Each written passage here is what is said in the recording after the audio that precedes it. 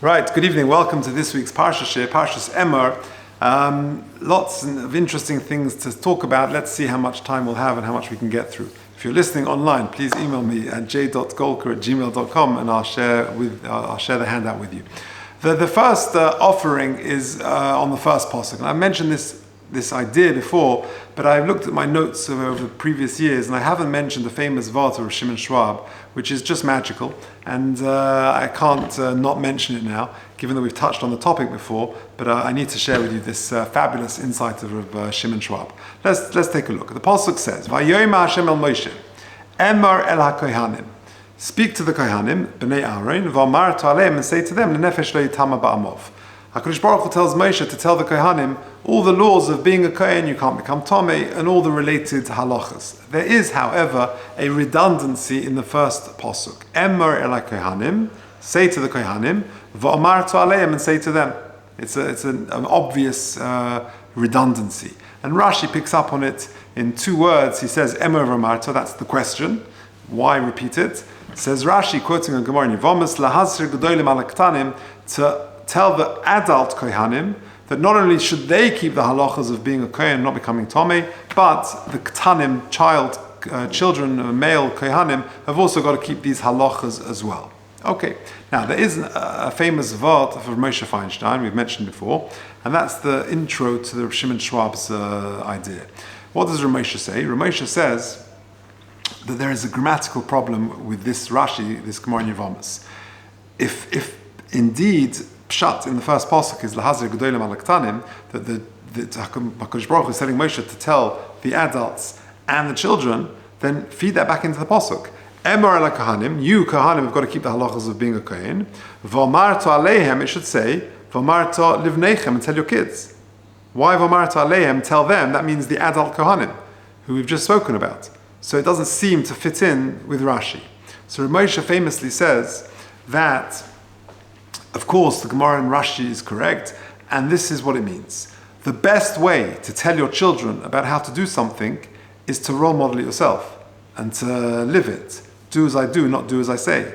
And therefore, you read the pasuk, Emor el kohanim, tell the kohanim that they've got to keep the halachas of being a kohen, v'omartu aleihem, and tell them to keep it extra carefully, because that way your kids will keep it as well. That's the idea.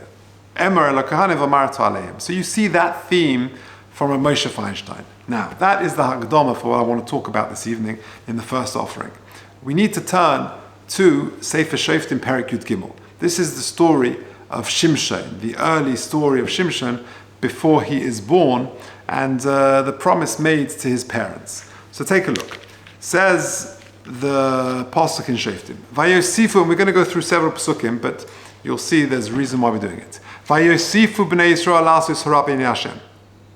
That Klal Yisrael were not behaving as they should. Vayidnem Hashem b'yad Pelishtim aboim shalom. And HaKadosh Baruch Hu handed over Klal Yisrael to the Pelishtim for 40 years. Vayish echad mitzorah.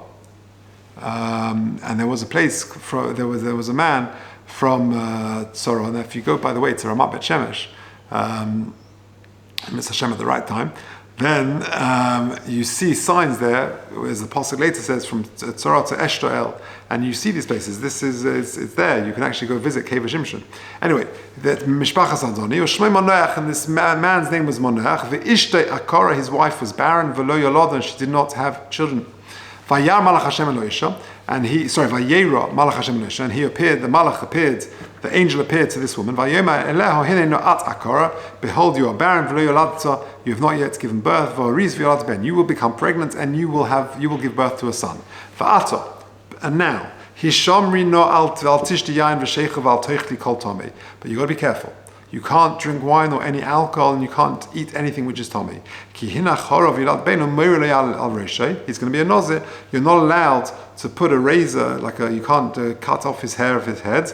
Ki nazir lekim yi'anar min habeten. He's going to be a nar. He's going to be a nazir min beten, from birth. V'hu yochel l'shias Yisrael miyad Pelishtim. And he will be the savior of Klal Yisrael from the hands of the Pelishtim. Okay, so she's just been told this remarkable piece of news that she's going to give birth to no ordinary child, to the future savior of the Jewish people from the hands of the Pelishtim. But the child needs to be a nazir from birth. Pasuk Vav, So she goes home to her husband and tells her the remarkable news. And Manoach responds and says, and this is what the wife said to her husband Manoach. Behold, I was told I'm going to give birth to a child, etc.,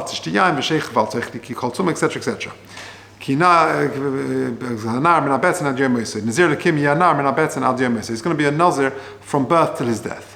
So what's her husband's response? Manoach's response is, Vayomer bi'adoni ish olekim asher shalachtu yovino oid eleinu v'yireinu manase l'nar hayulad, sorry.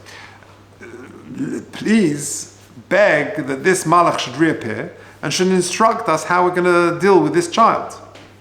Vayishma elekim b'kol Manoach, and HaKadosh Baruch Hu listened to Manoach. Vayovei malach elekim oid elo isha v'yesheves besodeh Manoach isha ein imo. And the HaKadosh Baruch Hu listened, and he sent the malach again, but who to? To Manoach's wife. When Manoach is not there, she's in the field. So what does she do? Next pasuk, Vatamai ha'isha v'torotz, she runs, Vatagid le'isha, and she runs and tells Manoach, Vatoyme elov hine nirei lai ha'isha shebo b'yom alai. He's back. The malach is back. Vayokom va'elech Manoach, and Manoach gets up and he runs, achrei ishtei, Vayovei el ha'ish, vayem el ha'atzu ha'isha shedibartu el ha'ish, vayem are you the man, are you the malach? And he said, yes. Vayome Manoach, ato yoved v'orecha ma'yeh ha'mishpat hanar maseyu. Tell me about this child. How should we bring up this child? Vayome malach Hashem Manoach, mikol asher amati al isha tishomer. Whatever I told the woman, you got to just keep. Mikol asher yetzi migefen hayayin le'teichal. Any product of wine you can't eat. V'yayin v'sheichal al teish, you can't drink wine or alcohol. V'chol tuma al teichal kol asher tzivisi tishmer. And whatever I instructed her to do, you've got to listen to that. Now, that's Ad Kan, Perek Yud Gimel of Sefer Shoftim. Two major problems with this. Number one, why did Manoach need the malach to return? The malach told the wife very clearly, this child is going to be a nazir mebetan, it's going to be a nazir. So you want to know what the halachas of a nazir is? So just open up a chumash and read from the psukim what a nazir is. And if you're not clear, then go and speak to a novi of the day or a chacham of the day. Why did he why did he need the malach to return? That's question number one. And question number two, even if the malach did come back, then what did he add? He just repeated the instructions. So what's the big deal? What was the purpose and what was the whole point of this? So number one, why did he need the malach to return? Just open the chumash and find out the halachas. And number two, in any event, he just simply repeated the instructions that he said to his wife the first time. So Rav Shimon Schwab says something amazing. And this is really in light of the Ramesh I began with. Manoach, the father of Shimshon, was very troubled because he thought to himself, I've got to raise a child to be a nazir. How can I raise a child and ask him to abstain from things which I am partaking of? I'm going to be drinking wine and having haircuts and going to the Beis HaKvaros, and he can't? So how can I raise a child and ask him to abstain from things that I partake of? How can I ask him to do as I say but not do as I do? That's not chinuch. So listen to what the malach said. The malach said, Vayomer malach Hashem el Manoach, when he came a second time round, he said, Mikol asher omarti elo isha tishomer, whatever I told your wife, you keep. Because then you will successfully raise Shimshon. You need to do it. That's exactly the point. Because the only way you can be an effective parent and mechanech is by role modeling it and not and practicing what you preach. And therefore, when the malach came back a second time, that's exactly what he told him. So Manoach was troubled by exactly this question: how can I raise a child and ask him to do things which I'm not doing? So therefore, the malach came back and said, no. That's the idea. Unbelievable idea. It's a powerful idea of chinuch and of parenting. I came across recently, I can't remember where I saw it, but a teacher called a parent because in primary school, sadly you see this from time to time, the kid was stealing things, and particularly he was stealing pencils from other kids. So the parent called home and spoke to the father and said, listen, I'm afraid to tell you that your son is stealing other people's pencils. He has pencils? Why on earth would he do that? We've got so many at home. I bring back loads from the office. So, like father, like son. Like son, like father. Let's leave the chizkuni for another time, and let's move on because we're going to run out of time. I came across a fabulous Vilna Gaon. After the Parsha deals with the laws of Kahuna, it then moves on to the Moyadim. And it goes through all the Yom Tovim. If you're a mitzvah boy, Parsha's Emor, you get to read a lot. You get to learn of various Yom Tovim. It's quite a useful Parsha to have a mitzvah. So let's go through the Pesukim, and we're going to ask a few interesting questions. Vaydaber Hashem el Moshe leimer. Daber el bnei Yisrael v'amartu aleihem. Moyadei Hashem asher tikru oisom mikroi kodesh eilehem moyadoi. These are the Moyadim famous pasuk. Sheishes yom tasem melocha, teosem melocha. Uv'yom hashvi Shabbos Shabbosim mikro kodesh kol melocha l'sasu Shabbos Hilashem. First of all, there's 6 days of the week, and then there's Shabbos. Pasuk Dalet. Eile moyadei Hashem mikroi kodesh asher tikru oisom moyadom b'chodesh rishon b'arba. It's Pesach, etc., etc. So two obvious questions. Why are we introducing the Moyadim? Pasuk base. Daber b'nei Yisrael v'amartu aleim moyadei Hashem atikru oisom mikroi kodesh. Elu hem moyadoi. And then all of a sudden you take a break and we start talking about Shabbos. Sheishes yom teosem melocha v'mashvi Shabbos Shabbos mikro kodesh.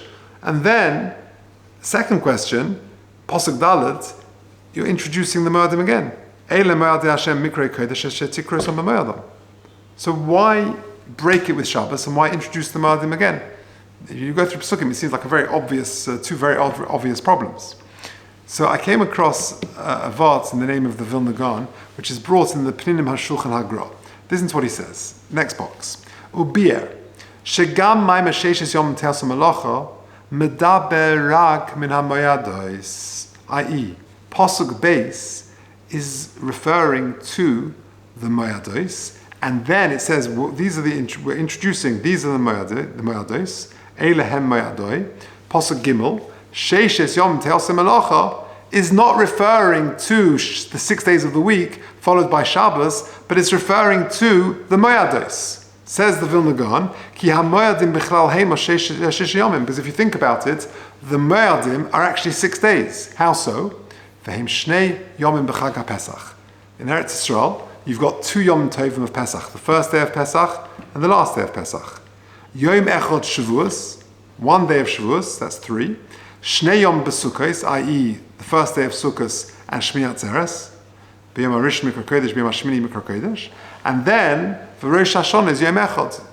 So according to Torah law, you only have 6 Moyadim. The 2 days of Pesach, 1 day of Shavuos, Sukkos, Shmini Atzeres, and Rosh Hashanah. Im Kain Heim Mashish Yomim. So therefore, you now read the pasuk. Pasuk Aleph Vaydaber Hashem Moshe leimer. Pasuk Beis. Daber b'nei Yisrael v'amartu aleim moyadei Hashem asher tikru oisom mikroi kodesh eilehem moyadoi. Sheishes yomim teosem melocha. What is that referring to? That's referring to the 6 days of Yom Tov, where you can do melacha. What melacha? Eichel nefesh. You can cook. Then v'yesh oid yom echad yom haKippurim aval ein dinner ke'ela shesh yomim. But it's different to the other 6 days. Ki b'chol eile mutar asos melacha eichel nefesh. Because in the 6 other days of Yom Tov, you're allowed to cook lavashel v'le'efos v'yom haKippurim dinner k'shabbos shegam ze osa. So now we understand Pasuk Gimel. Sheishes yomim te'osem melacha is referring to the 6 Yom Tovim. U'b'yom hashvi Shabbos Shabbosim mikra kodesh kol melacha lo sasu Shabbos Hashem is referring to Yom Kippur. Now, says the Vilna Gaon, Zeo Shlema Sheishes Yomim Metoich HaMoyad Imanal Teosem Melocha Hanu Melech Zoichel Nefesh Uvayom HaShvi K'lo Me'el Yom Tovim Uyom HaKippurim Shabbos Shabbosim mikra kodesh lo sasu Hanu Afilu Melech Zoichel Nefesh. Now, Mikan Ve'elach, from then on, i.e. Pasuk Dalet onwards, Hischil Lepartom Echad Echad, we introduce and we go through each Yom Tov. V'omar Eile Moyadei Hashem Mikrei Kodesh Asher Tikru Osom B'Moyadom Kol Echad B'Ito V'Zmanoi. And that's what it means. V'soif Shuras HaChagim Eile Moyad Hashem Milvad Shabbos L'Hashem. I.e. at the end of the parsha it says, these are the Moyadim Milvad Shabbos Hashem, apart from Shabbos, because we haven't spoken about Shabbos. Shari Pasuk Sheishom Teos Melocha Eile Metaber B'Shabbos Klal Rak HaMoyadis. So there's an absolutely genius insight of the Vilna Gaon, which answers our problems. Our question was, why does it begin by talking about the Moyadim? suddenly breaks for Shabbos, goes back to the Moedim. What's going on? Teretz is, it's not talking about Shabbos Bichlal. It's talking about the Moedim. Sheishis Yom Tasim Malach is referring to the Yom Tovim, 2 days Pesach, etc. And then Shabbos Mikra Kodesh is referring to Yom Kippur. And then Eila Moedim, we start going through talking about the Moedim. So it solves our problems in just a very clever way to answer these questions, and it totally changes the way we explain the Parsha. Okay, that is the second offering. Time for just one more. The end of the Parsha deals with the Mekalel, the person who blasphemes. The Pasuk says in Perek Chafdal, Pasuk Yud, Vayetze ben Isha Yisraelis v'hu ben Ish Mitzri, a man who is the son of a Jewish woman, who ben Ish Mitzri, and the son of a Jewish man, b'toich b'nei Yisrael, v'yinotz machane ben ha-Yisraelis v'ish ha-Yisraeli, and they go out and they fight.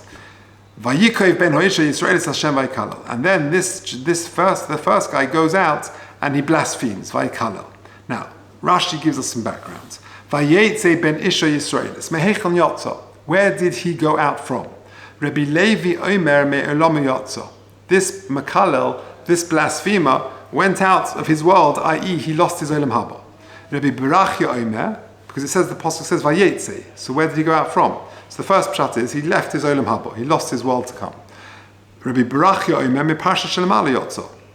He went out from the Parsha, which is immediately before the Mekalel, as follows: Ligleg va'amar, he scoffed and he said, "By Yom HaShabbos Yarchenu," the parsha before is dealing with the lechem aponim. You're baking this on the Friday, and then you're putting them on the shulchan. They're there for a whole week, and on Shabbos you take it away. This is going to be very old bread by the time you get to eat it. It's baked on a Friday. You've then got Shabbos, Sunday, Monday, Tuesday, Wednesday, Thursday, Friday, Shabbos. 9-day-old bread before you get to eat it. We wouldn't eat 9-day-old bread. The way of a king is to eat hot, fresh, baked bread every day. You're going to have cold, dry, 9-day-old bread.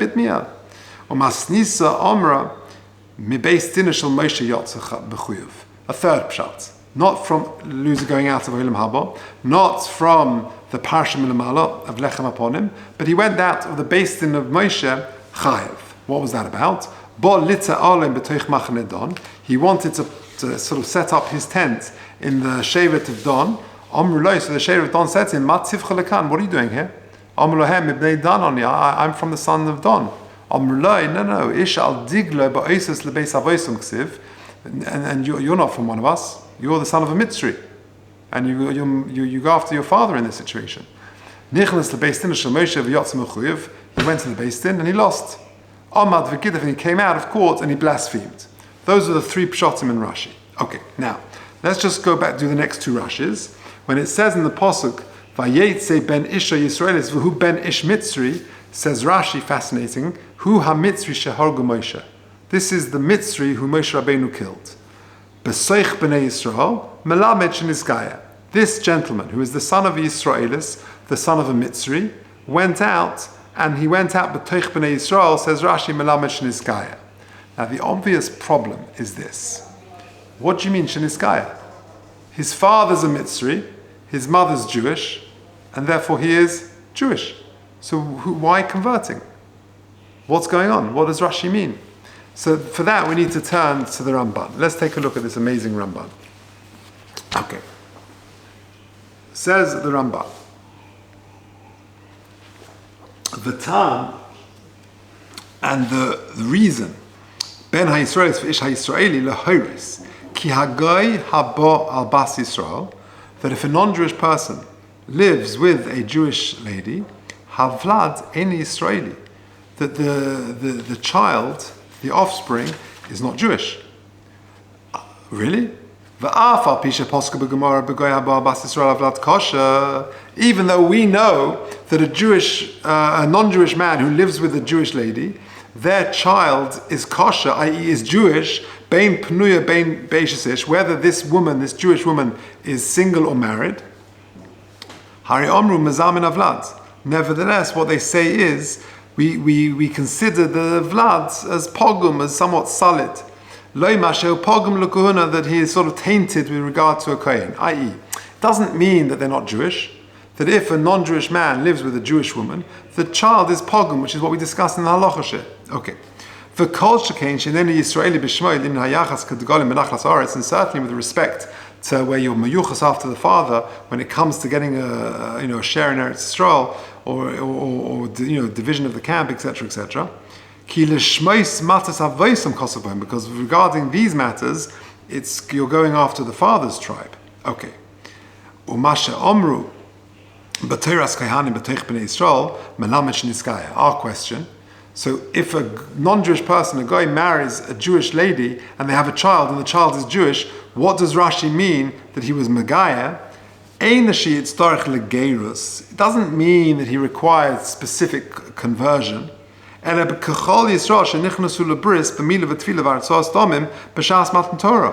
He is the same as the rest of Klal Yisrael, that before Matan Torah, the men needed Mila, everyone needed Tvila, and acceptance of the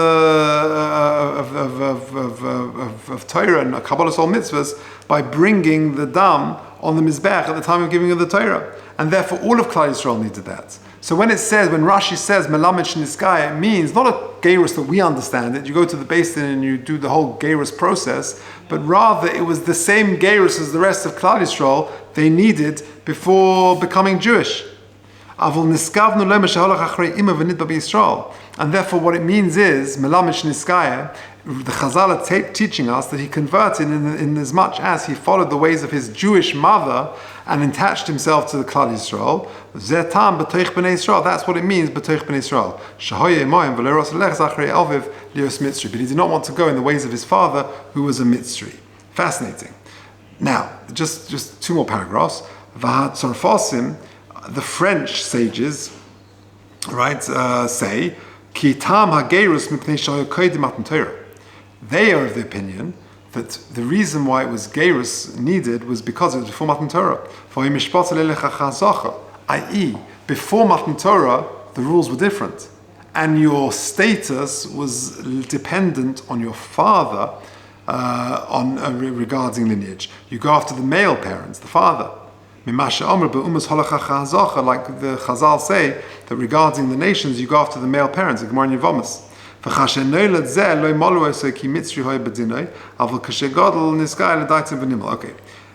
That's what the French sages say. Says the Ramban, I don't agree.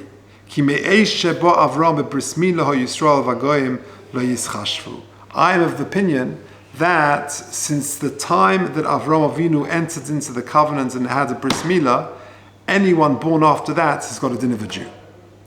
And they're not. We don't say, you trace the lineage based on the mother. And like Chazal say, be'Esav v'dilmi Yisrael meshumad shani. They say about Esav there, and it's a Gemara, I think in Basra, that it's in Kiddushin, that Meshumad Shani, that he's got the din of a Jewish apostate, the din of Meshumad. He wasn't treated as a non-Jewish person because it was before Matan Torah. So just really what I'm trying to raise from this is a fascinating question. Who was this Mekala? So the Pasuk tells us his mother was Jewish, his father was a Mitzri. So we understand the three Vayotza, where did he come from, Rashi explains. But Ben Ish Mitzri, as Rashi says, he was the Mitzri Shahargu Moshe, B'soich Ben Yisrael, Melam Shnizkai, but he's Jewish, his mother's Jewish. So the Ramban explains, it doesn't mean the Geirus in the sense that we normally understand it. It means the Geirus that all of Klal Yisrael undertook before they received the Torah, like the Ramban explains. And he rejects the view of the French Chachomim who said that things changed at Matan Torah, that pre-Matan Torah you went after the father, and after Matan Torah you went after the mother. He said no, from the times of Avraham Avinu, from his bris milah already, that's when this rule began, that you follow your status as a Jew depends on the religion of your mother, the status of your mother. Okay, so just to summarize the various ideas we've said this evening, number one is that magnificent idea of Rav Shimon Schwab, that Emor v'amarta, Moshe Feinstein tells us, Lahazke Gudel Maktonim means that we're talking to the adults. You keep it, but keep it extra well, so that way your kids will be able to keep it as well. You'll teach them by example. And that really is what is going on with Manoach and with Shimshon.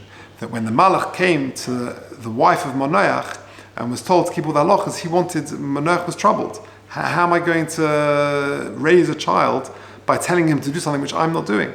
So the Malach came back and told him, Mikol asher omarti lo isha tishameh. You need to do it, because that's the only way of raising this child. And then we saw that the beautiful V'gon on explaining the sequence of the Moyadim in Parshas Emor, that it's all referring to the Moyadim. And that's the Pasuk Gimel is not referring to 6 days of the week in Shabbos at all. It's referring to the 6 days, Shesham Te'asim Malacha is referring to Eichel Nefesh, and is referring to the 6 days of the Moyadim. And then Mikra Kodesh, Kol Malacha L'Sasu Shabbos Hil Hashem is referring to Yom Kippur. And then we go through each of the Moyadim. So there's a totally different perspective of those Psukim. And then the Rambam, what was the status of the Mekalel? Why did he need Gerus, as we've described? Okay, we'll leave it there.